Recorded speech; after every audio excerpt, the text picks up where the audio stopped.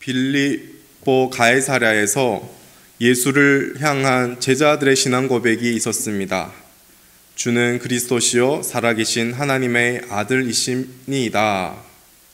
제자들의 신앙 고백을 듣고 예수님은 좀 더 나아가서 제자들이 믿고 있는 그 메시아가 어떤 메시아인지, 즉 믿음의 내용에 대하여 더 깊이 알려주셨습니다.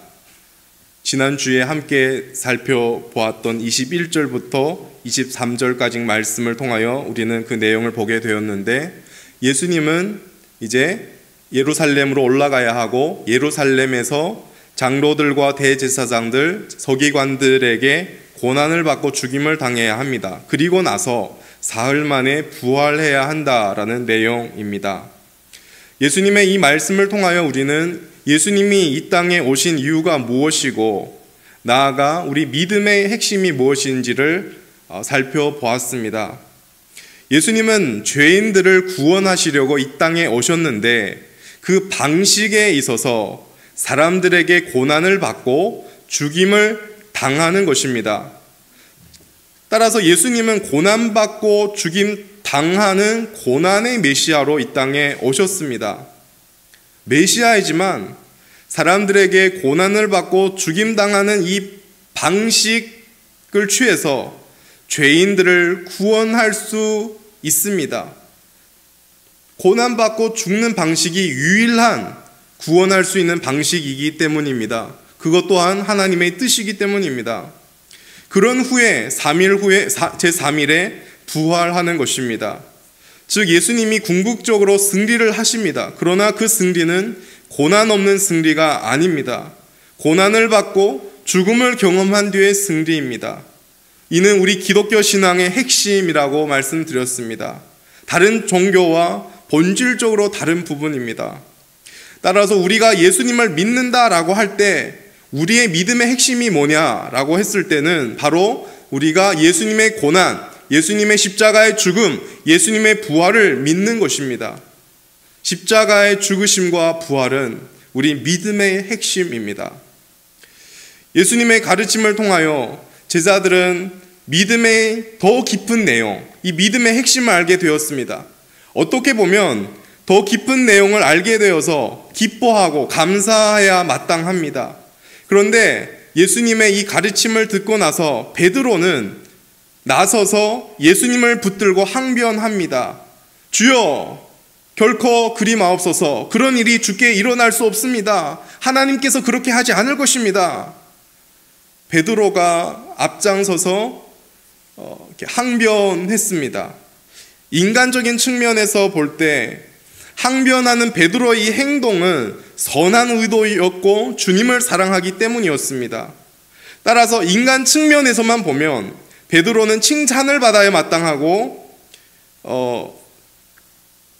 인정을 받아야 마땅합니다. 베드로야, 야, 너 역시 너밖에 없다. 내가 나를 걱정하는 거구나. 내가 나를 사랑하는 거구나. 인간 측면에서 보면 이래야 맞습니다. 그런데 문제는 인간 측면이 아니라 하나님의 기준으로 봤을 때 베드로의 이 처신이 잘못된 것입니다. 하나님의 뜻을 어기는 행동과 답입니다. 그래서 예수님은 과격하다 싶을 정도로 베드로를 책망하십니다. 사탄아, 내 뒤로 물러가라. 너는 나를 넘어지게 하는 자로다. 내가 하나님의 일을 생각하지 아니하고 사람의 일을 생각하는도다. 인간적인 측면에서 아무리 선한 의도이고 사랑일지라도 하나님의 뜻과 어긋나면 잘못된 것입니다.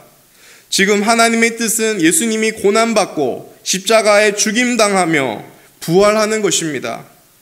마귀가 광야에서 예수님에게 고난을 피하고 영광의 길만 가라고 유혹했던 것처럼 지금 이 순간 베드로는 예수님에게 고난과 십자가를 피하고 영광의 길만 가라고 말하는 셈입니다. 예수님은 메시아에 가야 할 길을 말씀하시고 베드로의 잘못된 생각을 지적하신 후에 그러면 예수를 믿는 자들은 이제는 어떤 길을 가야 하는지에 대하여 말씀하십니다. 우리는 머리에 이런 그림이 하나 그려져야 합니다.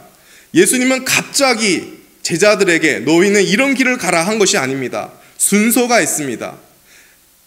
예수님은 제자들로부터 먼저 신앙 고백에 대한 그 고백을 들었습니다. 신앙 고백이 있습니다. 그리고 그 신앙 고백을 듣고 나서 그 예수를 신앙 고백하는 그 제자들이 믿는 그 메시아가 어떤 메시아인지 그 메시아에 관한 내용이 예수님의 설명을 통하여 주어졌습니다. 그리고 나서 이번에는 예수님을 믿는 자들이 어떻게 살아가야 할 것인가에 대하여 예수님은 말씀합니다. 여러분 24절을 한번 보십시오. 24절 우리 한 목소리 한번 읽고 보겠습니다. 시작. 예수께서 제자들에게 이르시되 누구든지 나를 따라오려거든 자기를 부인하고 자기 십자가를 지고 나를 따를 것이니라. 예수님을 따르는 길에 대하여 지금 예수님은 분명하게 말씀하는데 굉장히 간략하고 부연 설명이 없습니다. 예수님을 따르기 위하여 제일 먼저 뭡니까? 자기를 부인해야 한다는 것입니다. 자기를 부인한다는 말은 무슨 뜻일까요?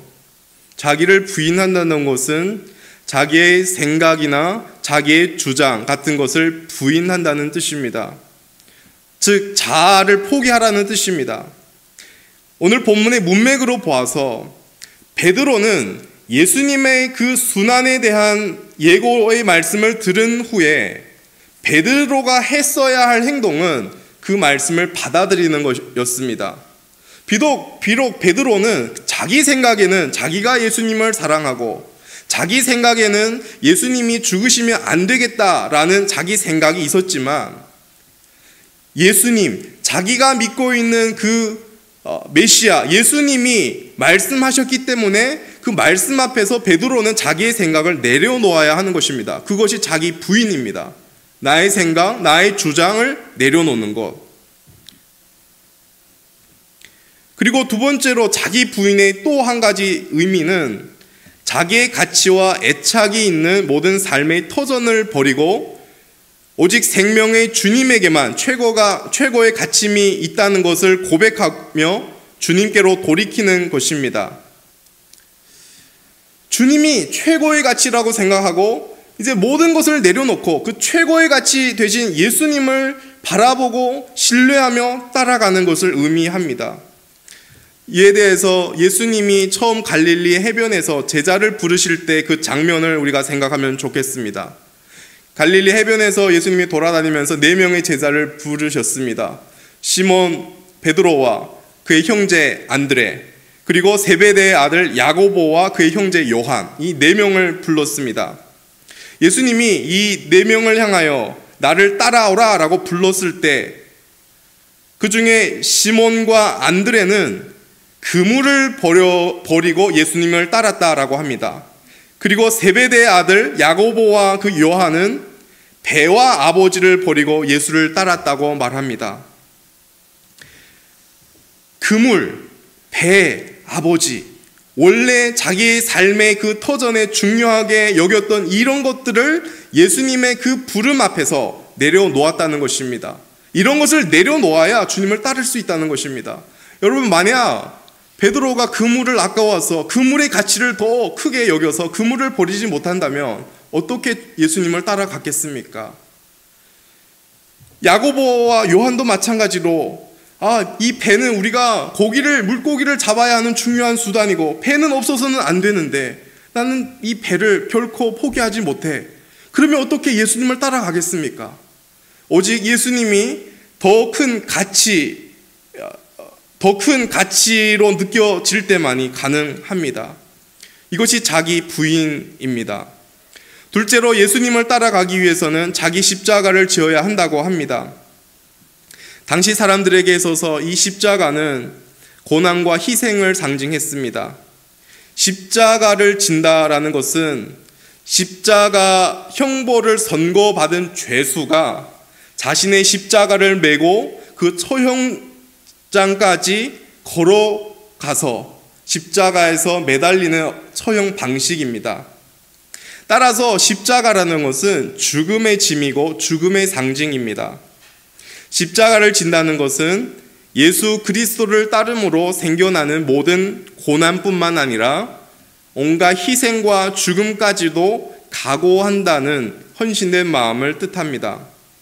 예수님을 따르기 위해서는 자신을 부인하고 자기 십자가를 지고 따라가야 한다고 말씀합니다. 어떻게 보면 베드로가 예수님한테 사단이라고 꾸지람을 받은 것은 베드로가 자신을 부인하지 못한 것이고 나아가 자기 십자가를 피하려고 했던 것이기 때문입니다.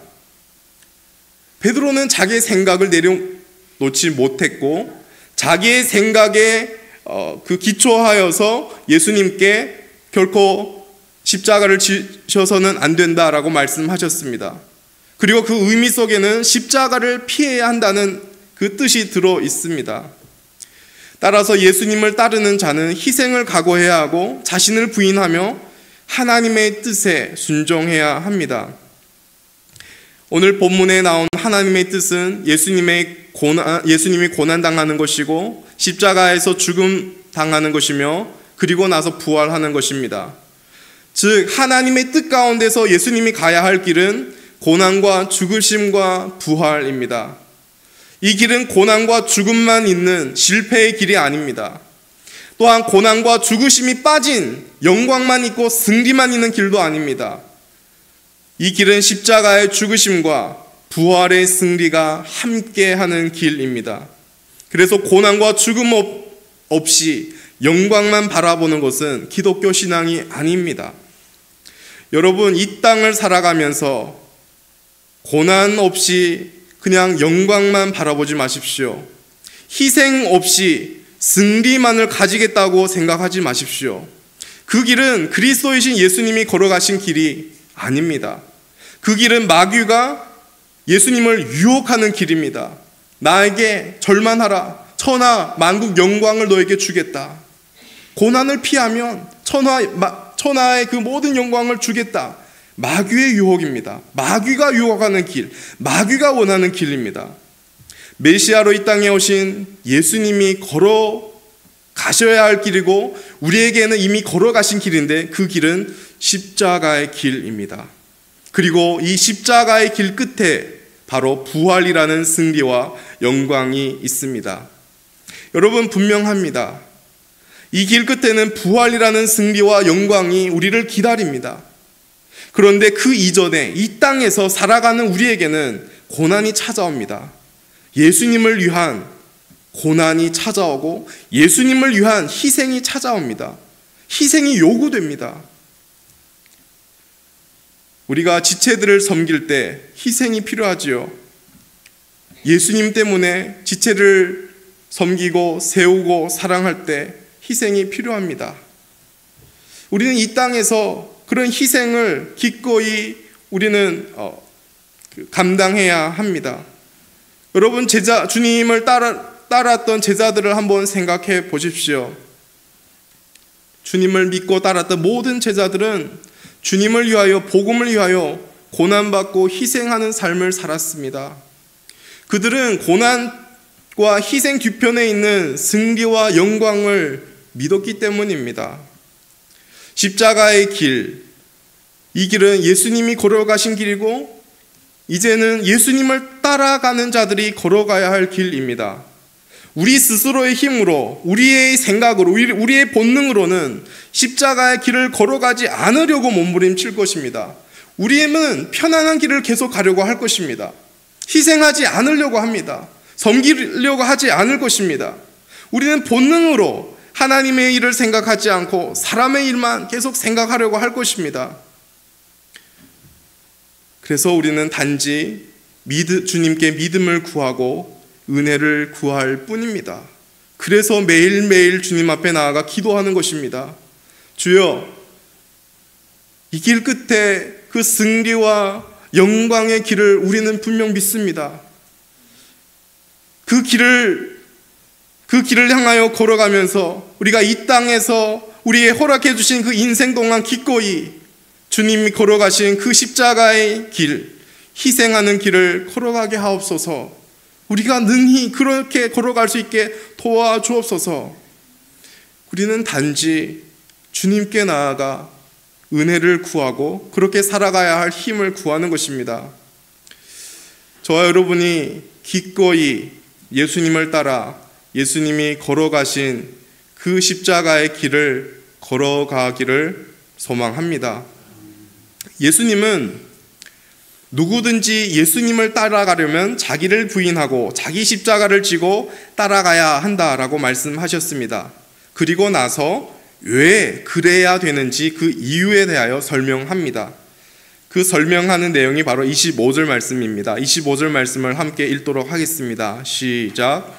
누구든지 제 목숨을 구원하고자 하면 잃을 것이요 누구든지 나를 위하여 제 목숨을 잃으면 찾으리라. 헬라어 원어로 이 문장을 보시면 제일 앞에 왜냐하면라는 접속사가 나옵니다. 그래서 이 접속사는 우리에게 이 25절이 곧바로 24절의 이유라는 것을 알려줍니다. 무슨 말이냐면 예수님은 지금 누구든지 예수님을 따라가려면 자기를 부인하고 자기 십자가를 지고 따라가야 하는 이유가 바로 25절 누구든지 제 목숨을 구원하고자 하면 잃을 것이고 누구든지 예수님을 위하여 목숨을 잃으면 찾기 때문이다 라고 설명하고 있습니다. 여기에 지금 25절과 26절에 목숨이라는 단어가 굉장히 많이 나옵니다. 이 목숨이라는 이 단어의 원어의 뜻을 보면 여러 가지가 있습니다.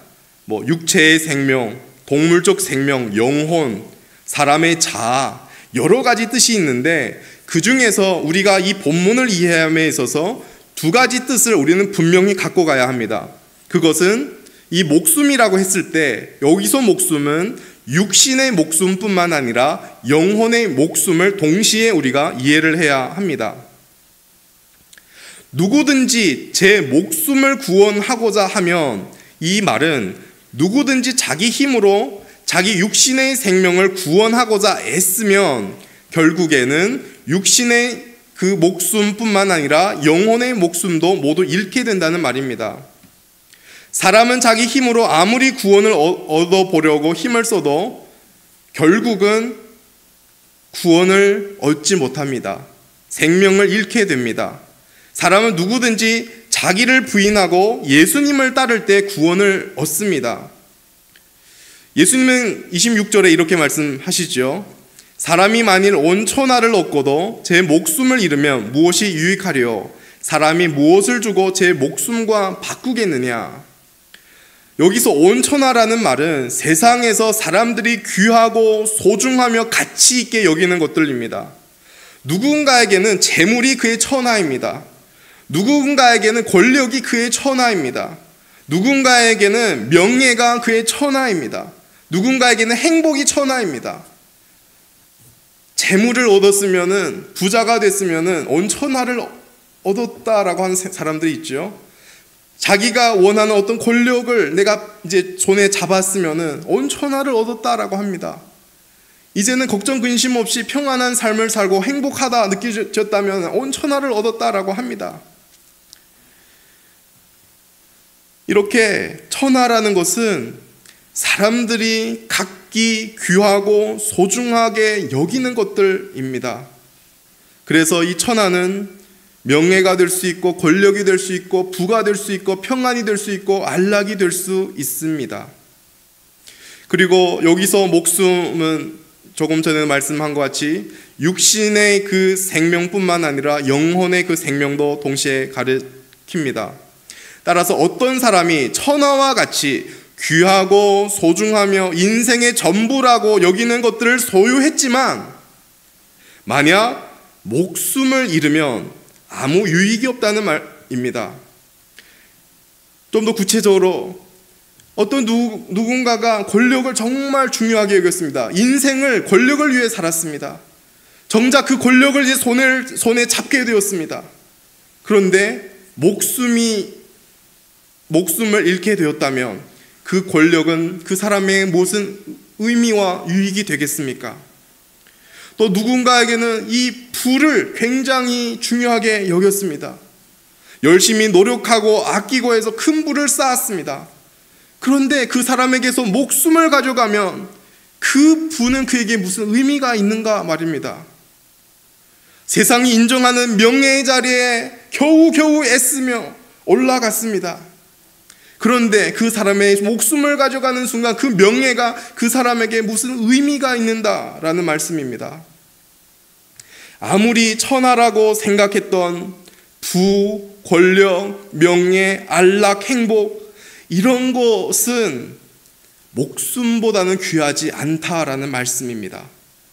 더군다나 이 목숨이 육신의 목숨을 넘어 영혼의 목숨이라고 생각한다면 어떤 것이 영혼의 그 목숨과 바꿀 수가 있겠습니까?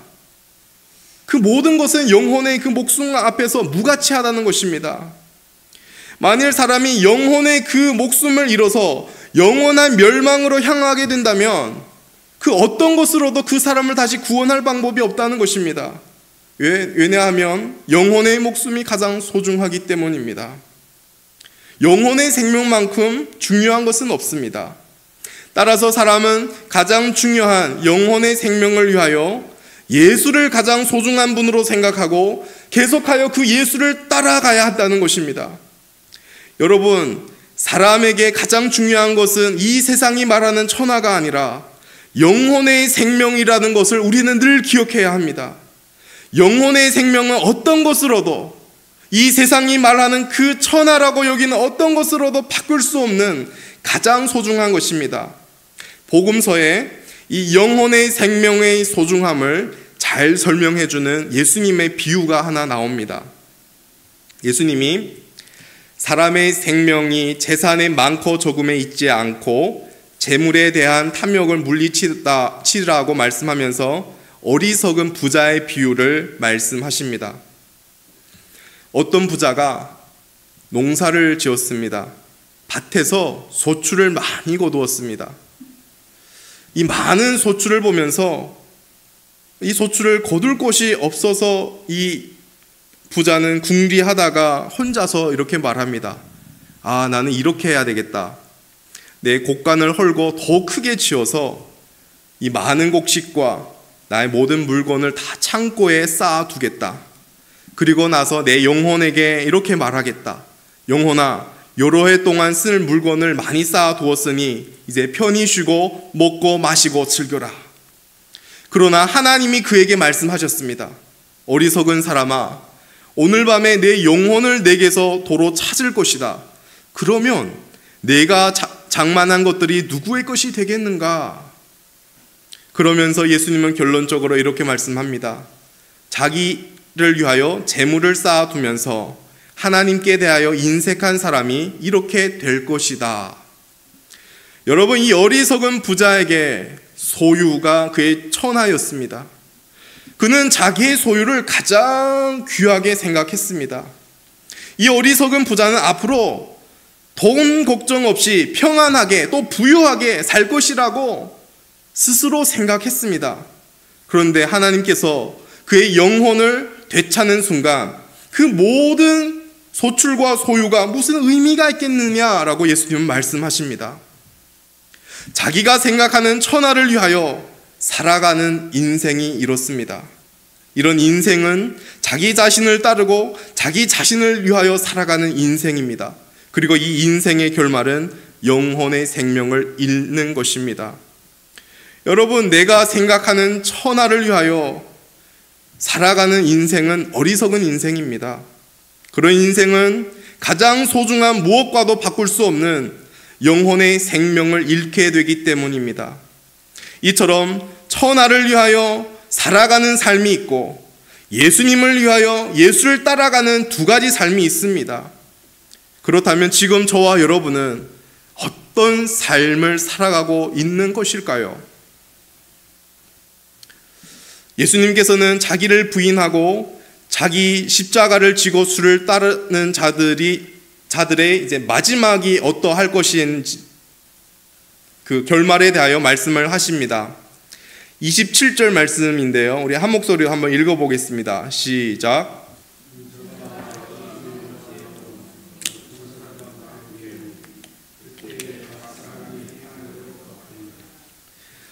27절 말씀을 통하여 예수님은 예수님을 믿고 따르는 그 삶을 살아가는 사람들의 최후에 대하여 말씀합니다. 앞서 예수님은 제자들에게 고난받고 죽음당하고 부활해야 한다 말씀하셨는데, 더 나아가서 오늘 본문 말씀에서는 예수님의 다시 오심에 대하여 예수님은 언급합니다. 예수님은 처음에 이 땅에 고난의 메시아로 오셨습니다. 죄인들을 구원하시는 구원주로 오셨습니다. 그런데 예수님은 또 장차 심판주로 오신다는 말씀입니다. 예수님이 다시 오실 때는 최후의 심판이 있습니다. 모든 사람이 예수님 앞에 서게 될 텐데 각 사람이 행한 대로 갚으신다라고 말씀합니다. 즉 각 사람이 예수님을 따르기 위하여 자기의 목숨을 잃었는지 혹은 천하를 얻으려고 예수님을 버렸든지 그 행한 대로 보상이 주어질 것이라는 것입니다. 예수 그리스도를 따른 사람은 목숨을 얻게 되고, 예수 그리스도를 버리고 세상의 천하를 위하여 살아가는 사람은 목숨을 잃게 될 것입니다. 우리는 여기서 주목해야 할 것이 한 가지 있습니다. 오늘 본문에 예수님이 보상하는 기준이 무엇입니까? 여러분 27절 다시 한번 자세히 보십시오. 예수님이 최종 심판 다시 오실 때 예수님께서 보상하는 기준이 무엇이라고 되어 있습니까? 그때에 각 사람이 행한 대로 보상하실 것이다, 갚아주실 것이다 라고 말씀합니다. 예수님을 아느냐 모르냐가 중요하지 않습니다. 중요한 것은 예수님을 따르는 삶을 살았느냐 그렇지 못했느냐입니다. 많은 사람들은 이 본문을 보면서 여기에 행함이라는 단어가 거슬리게 생각됩니다. 저도 그것 때문에 굉장히 고민을 했습니다. 이것을 합리화시키려고 했습니다. 이 행함을 다른 걸로 바꾸보려고 했습니다. 그래서 많은 사람들은 행함이 아니라 믿음이라고 합리화시키려고 합니다. 그런데 만약 이 자리에 믿음이라는 단어가 필요했다면 예수님은 믿음이라는 단어를 썼을 것입니다. 그런데 오늘 본문에 분명히 행함이라고 했습니다. 오늘 이 본문에서 뿐만 아니라 우리는 성경 곳곳에서 행한 대로 갚으신다라는 내용을 우리는 볼 수 있습니다. 그러니 행한 대로 갚으신다는 말씀은 단지 오늘 본문에서만 말하는 말씀이 아니라 성경 전체가 말하는 말씀입니다. 마태복음 7장 21절에 이런 말씀이 나옵니다. 나더러 주여 주여 하는 자마다 다 천국에 들어갈 것이 아니요 다만 하늘에 계신 내 아버지의 뜻대로 행하는 자라야 들어가리라. 계시록 22장 12절에 이렇게 말씀합니다. 보라 내가 속히 오리니 내가 줄 상이 내게 있어 각 사람에게 그가 행한 대로 갚아주리라. 그리고 마태복음 25장 31절에서 46절에 예수님이 다시 오신다는 내용이 나옵니다. 그리고 모든 민족을 모으고 그 모든 민족을 심판하는데 그 기준이 그 사람들의 행함, 곧 삶이라고 말씀합니다. 우리 마태복음 25장 31절 46절 찾아보시면 모든 민족이 예수님께 딱 이렇게 서가지고 두 부류로 나눕니다. 거기서는 이제 염소와 양으로 비유를 하는데 한쪽은 의인들이고 한쪽은 이제 악인들입니다. 그 의인들은 이제 그 상을 받는 쪽이고 의인들은 벌을 받는 쪽입니다. 예수님께서 그 한쪽에 있는 의인들에게 이렇게 말합니다. 내가 주일 때에 너희가 먹을 것을 주었고 목마를 때에 마시게 하였고 나그네가 되었을 때에 영접하였고 헐벗을 때에 옷을 입혔고 병들었을 때에 돌아보았고 옥에 갇혔을 때 와 보았느니라. 너희가 내 형제 중에 지극히 작은 자 하나에게 한 것이 곧 내게 한 것이다. 그 심판의 기준이 그들의 삶을 가지고 이렇게 심판하는 것입니다. 이어서 예수님은 또 한쪽에 있는 악인들에게 말합니다. 내가 줄일 때에 너희가 먹을 것을 주지 아니하였고 목마를 때에 마시게 하지 아니하였고 나그네 됐을 때 영접하지 아니하였고 헐벗을 때에 옷 입히지 아니하였고 병들었을 때 옥에 갇혔을 때 돌보지 아니하였느니라. 여기 지극히 작은 자 하나에게 하지 아니한 것이 곧 내게 하지 아니한 것이다. 이 기준을 가지고 이 사람들을 심판하는 것입니다. 그리고 결론적으로 그 의인들, 그 작은 자를 섬겼던 그 의인들은 영생에 들어가고 그 작은 자를 섬기지 않았던 악인들은 영벌에 들어간다라고 결론을 내립니다. 즉 예수님은 다시 심판주로 분명히 오실 텐데 심판의 기준은 각자의 삶이라는 것입니다. 우리는 분명 예수님을 믿음으로 구원을 받는다고 우리는 알고 있습니다. 그런데 왜 심판은 행한 대로 하는지가 이해가 안 되고 받아들이기가 어렵고 거부스럽습니다. 그런데 여러분, 자세히 생각해 보면 기독교가 말하는 믿음은 무엇입니까? 기독교가 말하는 믿음은 예수님을 신뢰하여 살아내는 그 삶을 포함하고 있습니다. 즉 행함이 있는 믿음을 말합니다.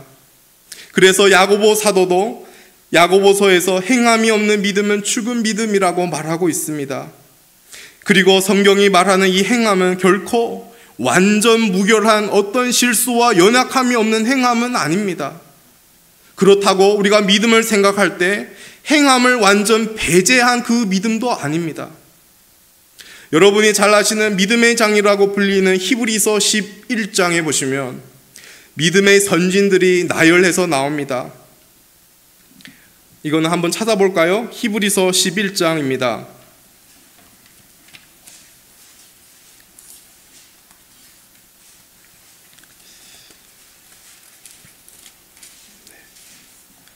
히브리서 11장은 믿음의 장이라고 보통 알려져 있습니다. 그리고 여러 믿음의 선배들의 이름이 나옵니다.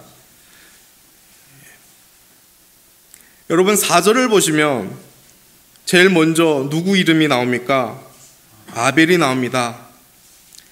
믿음으로 아벨은 가인보다 더 나은 제사를 하나님께 드림으로 의로운 자라. 여러분, 아벨은 믿음을 가졌습니다.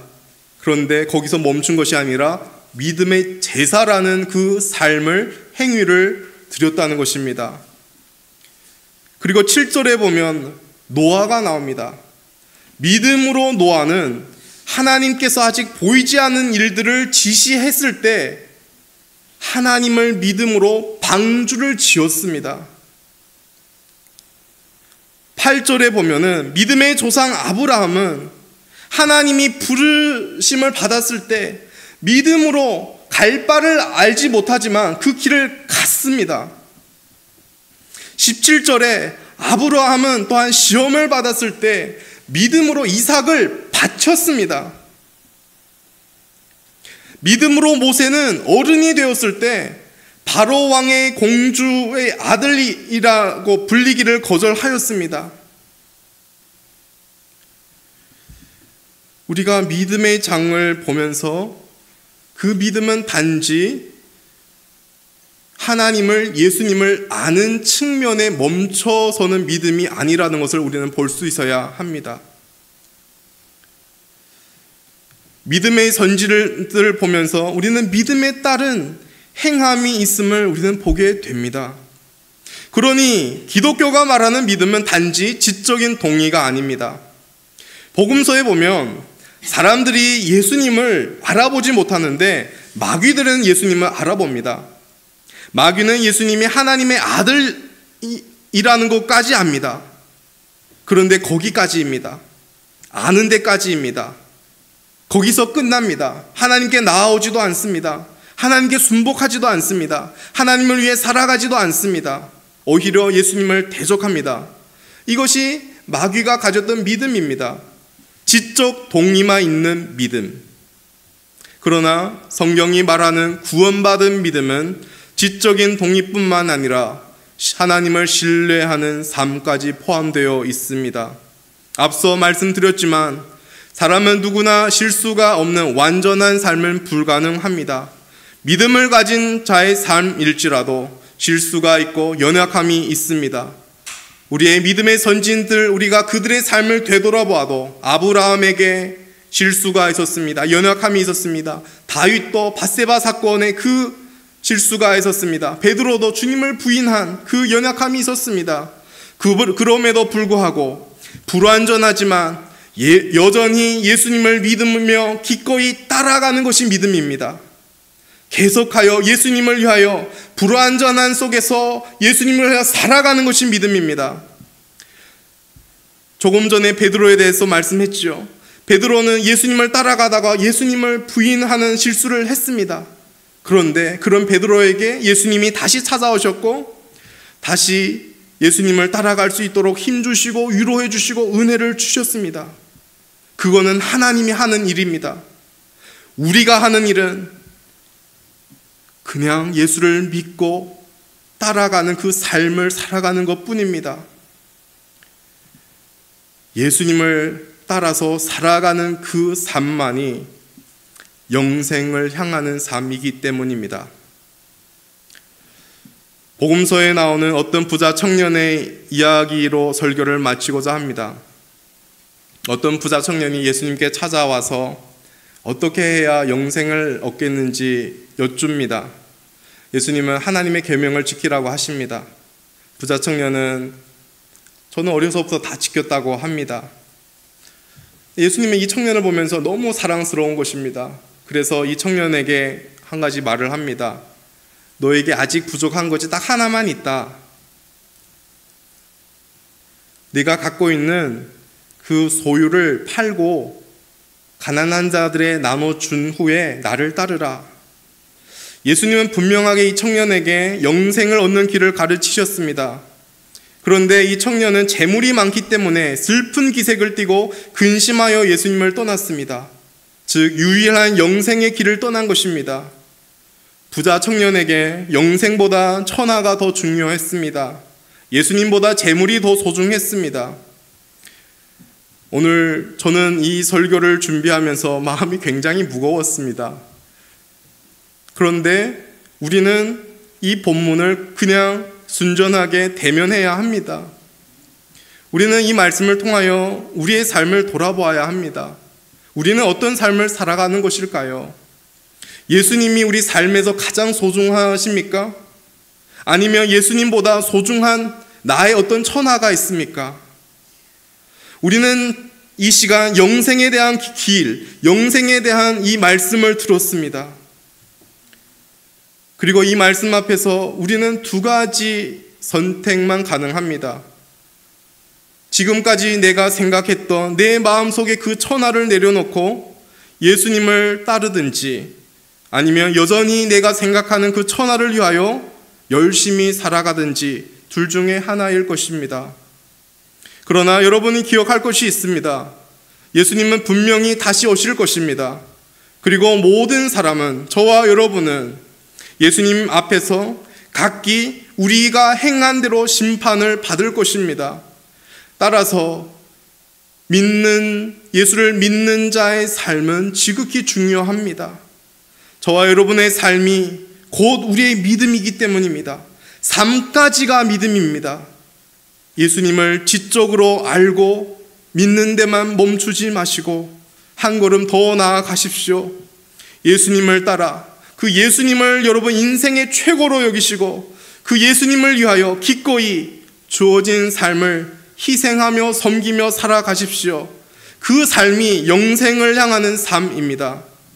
매일매일 불완전함 속에서도 기꺼이 예수님을 따라 살아감으로 최후의 심판 때에 영생에 들어가는 여러분 모두가 되시기를 축복합니다.